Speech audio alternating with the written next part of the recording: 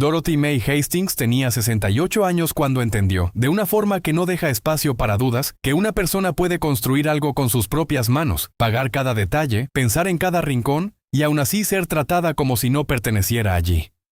Vivía en Atlanta desde hacía casi 40 años, en una casa sencilla que había compartido con su esposo, Samuel, un hombre tranquilo, de piel blanca, cabello gris siempre bien peinado, y una forma serena de mirar la vida.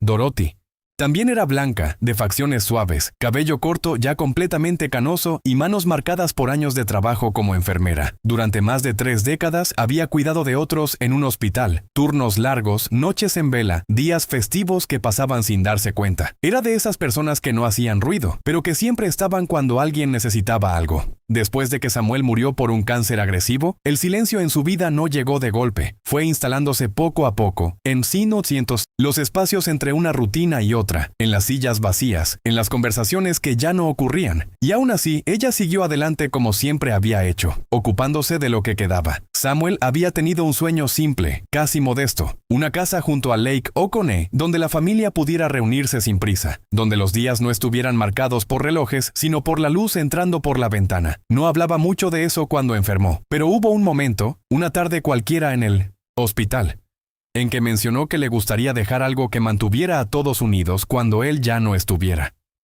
Dorothy no respondió mucho en ese momento, como hacía siempre, pero guardó esas palabras como si fueran una responsabilidad. Después del funeral, cuando las visitas comenzaron a desaparecer y la casa se volvió demasiado grande para una sola persona, ella tomó una decisión silenciosa. Usó el dinero del seguro de vida, sumó sus ahorros de años de trabajo y empezó a construir esa casa en 1905. El lago. No lo hizo como un capricho ni como una inversión. Lo hizo como quien cumple una promesa. Cada detalle tenía un motivo. La terraza amplia porque Samuel disfrutaba sentarse a mirar el agua. La cocina accesible porque siempre decía que una casa debía ser práctica para todos, y las habitaciones pensadas para su hija Lorraine, una mujer blanca de unos 40 años, y su esposo Kevin, también blanco, de mirada siempre calculadora, junto con los niños.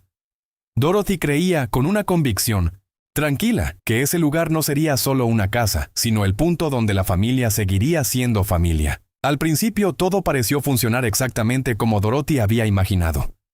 Los primeros meses en la casa del lago estuvieron llenos de fines de semana con risas, desayunos largos y esa sensación de que, a pesar de la ausencia de Samuel, algo seguía sosteniendo a la familia unida. Lorraine llegaba con los niños, Kevin ayudaba a encender la parrilla, y Dorothy observaba todo con una satisfacción silenciosa, como quien no necesita reconocimiento porque cree que el resultado habla por sí solo. Ella no ocupaba el centro de nada, nunca lo había hecho, pero estaba en todos los detalles. En las toallas limpias dobladas con cuidado, en la despensa siempre abastecida, en las camas listas antes de que alguien siquiera pensara en acostarse. Nadie le pedía nada directamente, pero todos esperaban que todo estuviera hecho, y ella, sin cuestionar, lo hacía. Era su forma de amar, y, durante un tiempo, eso pareció suficiente. Nadie discutía, nadie levantaba la voz, y Dorothy se permitía pensar que había hecho lo correcto al invertir todo en aquel lugar. Pero los cambios no llegaron de golpe, ni con escenas evidentes. Empezaron de una manera casi imperceptible, como pequeñas decisiones que ya no pasaban por ella. Primero fueron detalles. Lorraine cambiando cosas de lugar en la cocina sin comentar nada. Kevin sugiriendo modificaciones en la casa como si ya fueran inevitables. Después, esas sugerencias comenzaron a convertirse en decisiones tomadas sin consultarla. Un día Dorothy llegó y encontró muebles reorganizados.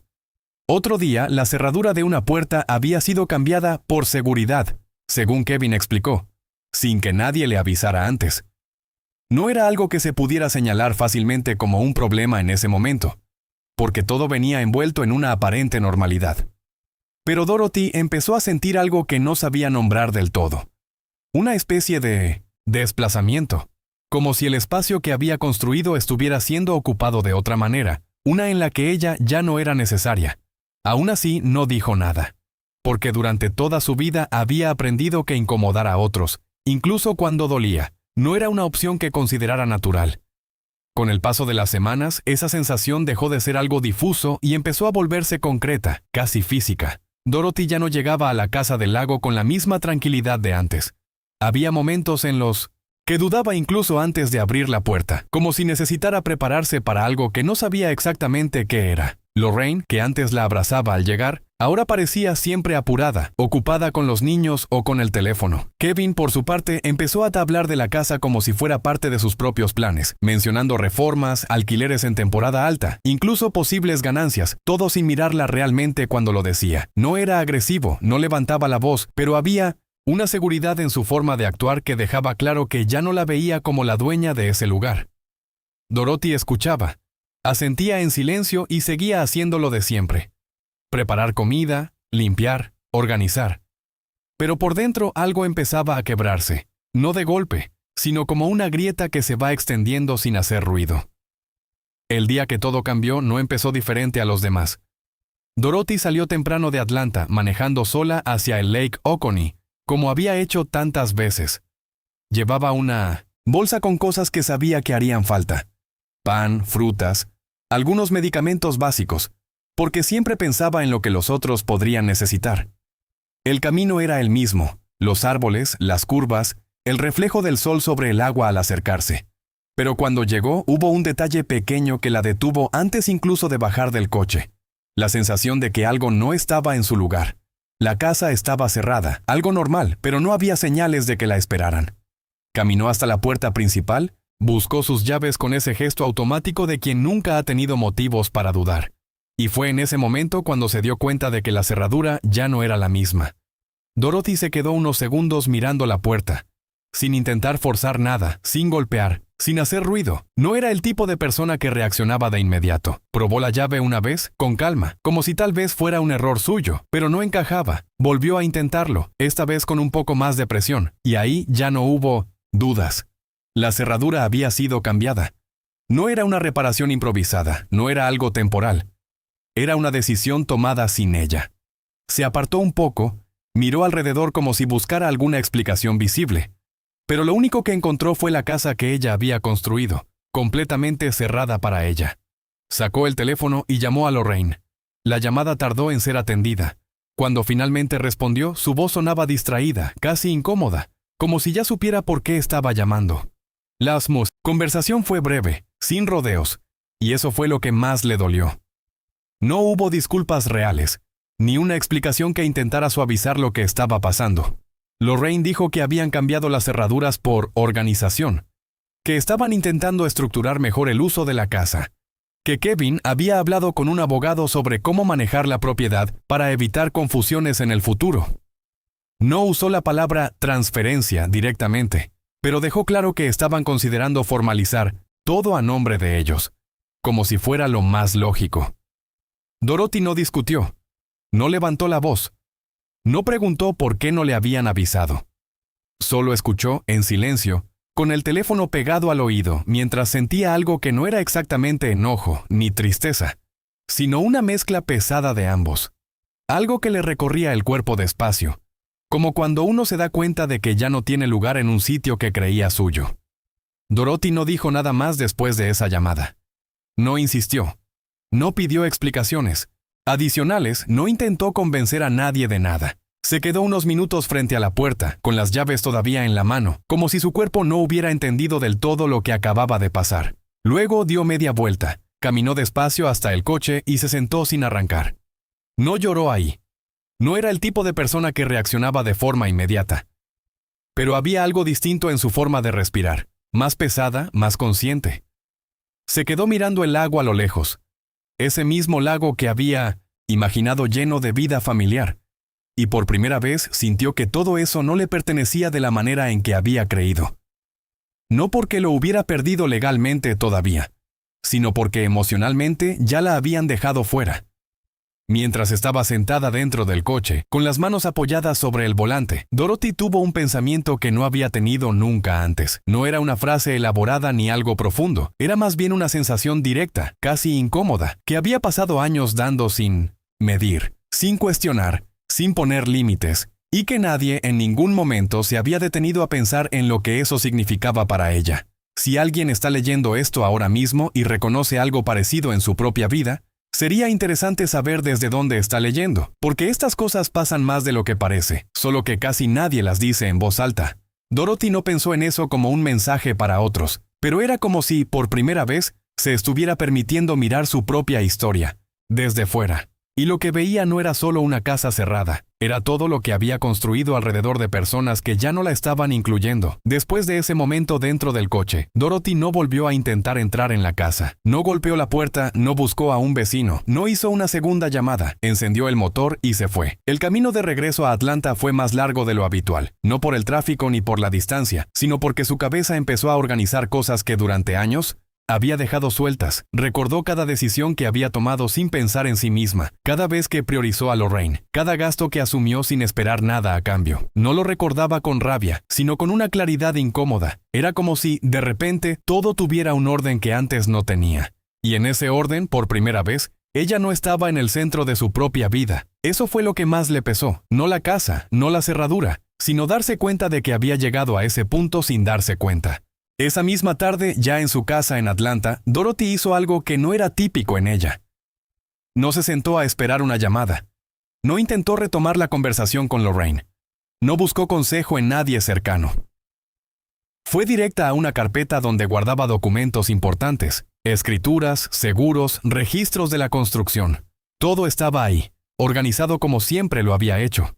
Se sentó en la mesa. Sacó la escritura de la casa del lago y la leyó completa, despacio, línea por línea. Su nombre estaba claro, sin ambigüedades, sin condiciones. Legalmente nada había cambiado. Pero lo que había cambiado era otra cosa, algo que no estaba escrito en ningún papel. En ese momento, Dorothy tomó una decisión que no vino acompañada de emoción visible. No hubo lágrimas, no hubo enojo. Fue una decisión fría, práctica, casi clínica, y eso en alguien como ella significaba que algo realmente había llegado a su límite. Al día siguiente, Dorothy no llamó a Lorraine ni a Kevin. Tampoco mencionó el tema a ningún vecino o antiguo compañero del hospital. Hizo algo mucho más directo. Contactó a un agente inmobiliario de confianza, alguien que ya conocía la zona del Lake Oconee y que no haría preguntas innecesarias. La conversación fue breve, objetiva. Explicó que quería vender la casa, que no necesitaba visitas familiares ni aprobaciones externas, y que buscaba una operación rápida, sin complicaciones. El agente, sorprendido al principio por la urgencia, intentó entender mejor el contexto, pero Dorothy no dio explicaciones emocionales, solo repitió que la propiedad estaba a su nombre y que quería venderla lo antes posible. Esa claridad en su forma de hablar no era común en ella. Durante años había sido flexible, comprensiva, incluso cuando no debía. Pero en ese momento no había espacio para dudas. Era como si todo lo que no había dicho antes estuviera ahora concentrado en esa única decisión. Durante los días siguientes, todo avanzó más rápido de lo que cualquiera esperaría. Hubo interesados casi de inmediato. La casa estaba bien ubicada, bien cuidada, y tenía ese tipo de detalles que no se compran fácilmente, porque venían de alguien que había pensado en cada cosa con intención. Dorothy no participó en visitas ni acompañó negociaciones. Firmaba lo necesario, respondía lo indispensable y mantenía una distancia que no era indiferencia, sino protección. No volvió a pisar la casa, no quiso verla una última vez, no quiso recorrer los espacios donde había invertido tanto. Sabía que si lo hacía podía dudar. Y ese ya no era un lujo que se permitía. La venta se cerró en menos de lo previsto. El dinero fue transferido a su cuenta sin ceremonias, sin anuncios, sin que Lorraine ni Kevin supieran nada. Para ellos, la casa seguía siendo un lugar asegurado, algo que ya daban por hecho. Y fue justamente esa seguridad la que Dorothy decidió romper. No por venganza, sino porque entendió que seguir permitiendo aquello era, de alguna forma, desaparecer por completo dentro de 1900 la vida de otros. La reacción de Lorraine y Kevin no tardó en llegar. No fue inmediata, pero cuando llegó fue desordenada, llena de urgencia y confusión. Todo empezó cuando intentaron acceder a la casa del lago un fin de semana, como ya era costumbre. Pero esta vez, la llave tampoco funcionó para ellos. La diferencia fue que no entendían por qué. Hubo llamadas, mensajes, intentos de contacto con vecinos, y finalmente una notificación formal que confirmaba lo que no esperaban. La propiedad había sido vendida. El tono de los mensajes que enviaron a Dorothy cambió rápidamente. Primero incredulidad, luego reclamo, después una mezcla de enojo y desesperación. Preguntaban cómo había podido hacer eso sin avisar. Hablaban de decisiones familiares, de futuro compartido, de cosas que no habían mencionado cuando tomaron decisiones sin ella. Dorothy leyó cada mensaje con calma, sin responder de inmediato. No porque no tuviera qué decir, sino porque por primera vez no sentía la obligación de reaccionar rápido para sostener la comodidad de otros. Cuando finalmente decidió hablar, no fue por teléfono ni en una conversación larga. Eligió un momento puntual, un encuentro breve en persona, donde no hubiera espacio para interrupciones ni para desviar el tema. Lorraine llegó primero, visiblemente alterada. Kevin un poco detrás, con esa misma postura controlada que siempre había tenido. Dorothy los miró a ambos sin prisa, sin levantar la voz, pero con una firmeza que nunca antes habían visto en ella. Les explicó que la casa siempre había sido suya, que cada decisión que ellos tomaron sin consultarla fue alejándola poco a poco, y que cambiar las cerraduras había sido el punto donde entendió que ya no tenía lugar ahí. No utilizó palabras duras, pero tampoco suavizó nada. Si algo de esto que estás leyendo te resulta familiar, compártelo con alguien que necesite escuchar esto. Porque muchas veces estas situaciones pasan en silencio y nadie se atreve a ponerles nombre. Dorothy no estaba intentando dar una lección, simplemente estaba diciendo, por primera vez, lo que había callado durante años. Lorraine intentó responder primero, pero no con argumentos claros, sino con una mezcla de justificaciones que parecían desarmarse mientras las decía. Habló de organización, de estrés, de que todo se había salido de control sin que se dieran cuenta. Kevin intervino después con un tono más firme, intentando llevar la conversación hacia lo legal, como si todavía hubiera margen para revertir la situación. Pero Dorothy no discutió ninguno de esos puntos. No entró en ese terreno. Se mantuvo en lo que para ella era más claro: el respeto que había dejado de existir mucho antes de la venta. No estaba defendiendo una decisión impulsiva. Estaba cerrando un ciclo. Y eso era algo que ellos no estaban entendiendo. Porque para ellos la casa era un bien. Para ella había sido una extensión de su vida. Y cuando esa extensión fue tomada sin cuidado, sin consideración, algo se rompió de forma definitiva. Después de ese encuentro, Dorothy no volvió a buscar contacto. No bloqueó números, no hizo gestos dramáticos. Simplemente dejó de estar disponible de la manera en que siempre lo había estado. Durante los días siguientes, su rutina empezó a cambiar en pequeños detalles. Volvió a caminar por su barrio sin prisa. Retomó conversaciones con antiguos compañeros del hospital. Volvió a cocinar solo para ella sin pensar en cantidades para otros. No eran cambios grandes, pero eran suyos. Por primera vez en mucho tiempo, sus decisiones no estaban organizadas alrededor de lo que otros necesitaban. Y aunque había una tristeza inevitable, también había algo más difícil de describir: una sensación de espacio recuperado. No era felicidad inmediata, pero tampoco era vacío. Era algo intermedio, como si estuviera aprendiendo a ocupar un lugar que siempre le había correspondido, pero que había cedido sin darse cuenta. Con el dinero de la venta ya en su cuenta, Dorothy no hizo nada impulsivo.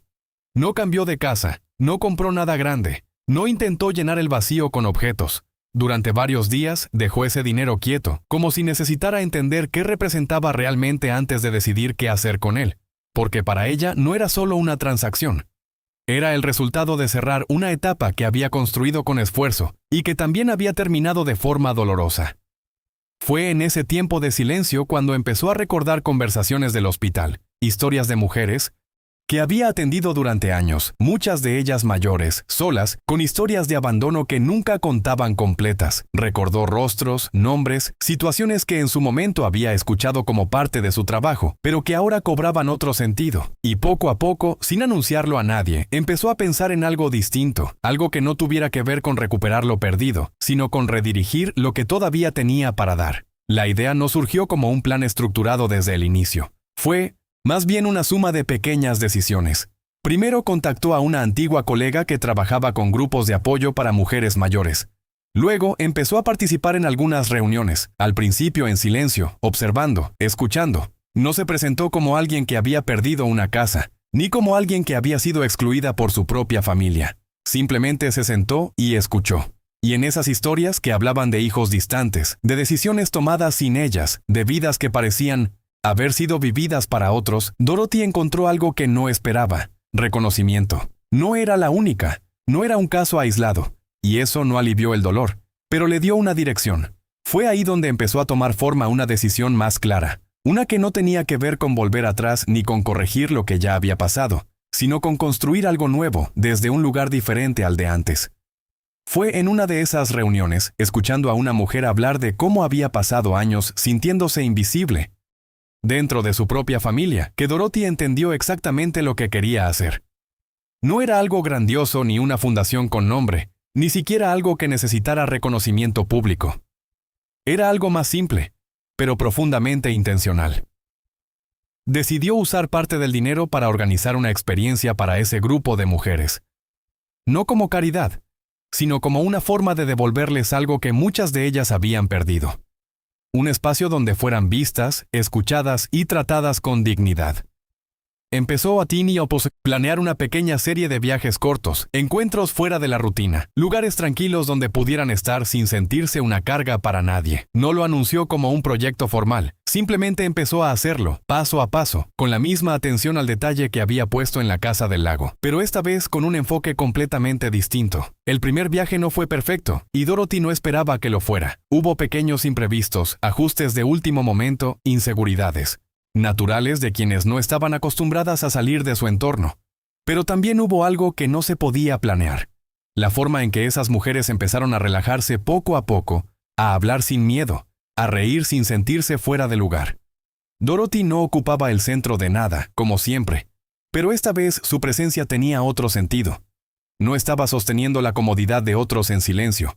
Estaba creando un espacio donde todas, incluida ella, podían existir sin tener que justificarse. Y en medio de todo eso, sin necesidad de grandes palabras, empezó a sentir algo que hacía tiempo no sentía. Que lo que estaba construyendo ahora no dependía de que alguien más lo valorara para tener sentido. Con el paso de los meses, esos encuentros se fueron volviendo parte constante de su vida. No tenían un nombre oficial ni una estructura rígida, pero funcionaban. Cada nuevo grupo traía historias diferentes, pero con un hilo en común que Dorothy ya reconocía sin esfuerzo. Años de entrega silenciosa, decisiones tomadas por otros, y una sensación de haber quedado en segundo plano dentro de sus propias familias. Ella no daba discursos, no intentaba enseñar nada, escuchaba, organizaba, resolvía lo práctico, y dejaba que el resto ocurriera de forma natural. Y en ese proceso empezó a notar algo que no había buscado directamente. Su propia historia ya no era lo único que la definía. Lo que había pasado con la casa, con Lorraine, con Kevin, seguía existiendo, pero ya no ocupaba todo el espacio. Había otras conversaciones, otras conexiones, otras formas de sentirse presente que no dependían de ese pasado. A veces, en momentos más tranquilos, Dorothy pensaba en la Casa del Lago, no con nostalgia constante ni con enojo activo, sino como quien recuerda algo que tuvo un significado importante en su momento. Sabía exactamente cómo era la luz entrando por la mañana, el sonido del agua en la distancia, la disposición de cada habitación. Pero también sabía cómo había terminado todo eso.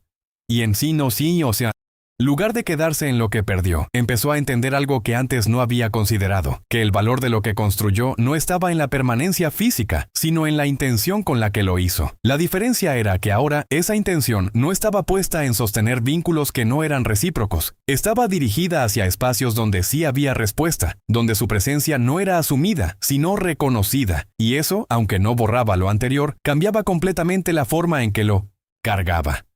Con el tiempo, el contacto con Lorraine se volvió prácticamente inexistente. No hubo una reconciliación dramática, ni una conversación final que cerrara todo de forma perfecta.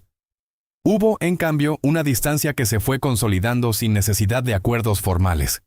Lorraine intentó acercarse en algunos momentos, más por incomodidad que por comprensión real de lo que había pasado. Kevin, por su parte, desapareció casi por completo de cualquier intento de comunicación. Dorothy no rechazó, de forma agresiva, esos intentos, pero tampoco volvió a ocupar el lugar que antes tenía. Respondía cuando sentía que debía hacerlo, pero ya no reorganizaba su vida para encajar en la de ellos. Y aunque eso implicaba una pérdida que no se puede minimizar, porque ningún corte familiar es simple, también significaba que, por primera vez en muchos años, sus límites no estaban siendo ignorados. En una de las reuniones con el grupo de mujeres, alguien le preguntó directamente por qué había decidido empezar todo aquello. No fue una pregunta invasiva, sino genuina. Dorothy se quedó unos segundos en silencio antes de responder. No entró en detalles sobre la casa, ni mencionó nombres, ni explicó toda la historia. Dijo algo mucho más simple. que durante mucho tiempo había puesto su energía en lugares donde no había retorno, y que había llegado a un punto en el que entendió que eso no tenía por qué seguir siendo así. No lo dijo con amargura, sino con una claridad tranquila que solo llega después de atravesar algo difícil. Las mujeres que la escuchaban no necesitaron más explicación. Muchas de ellas entendieron sin que hiciera falta decir nada más, y en ese momento Dorothy no sintió que estaba compartiendo una historia de pérdida, sino una forma distinta de seguir adelante.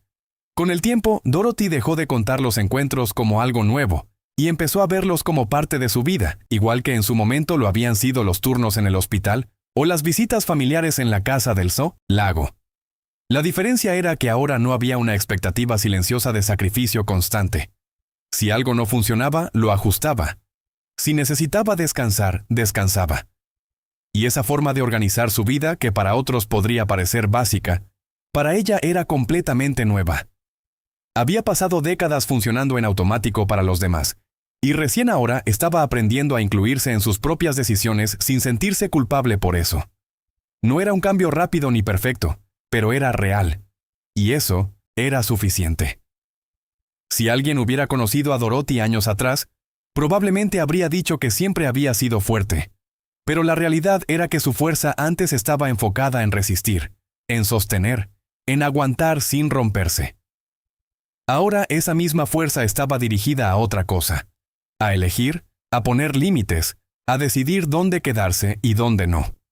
La casa del lago ya no existía en su vida, pero tampoco era una herida abierta como podría pensarse. Era más bien un punto claro en su historia, momento donde entendió algo que le cambió la forma de ver todo lo demás. Y si había una conclusión que podía sacar de todo eso, no era sobre la familia, ni sobre el dinero, ni siquiera sobre la pérdida. Era algo más simple, que no todo lo que se construye con amor es respetado, pero siempre es posible elegir a partir de cierto momento hacia dónde dirigir ese amor.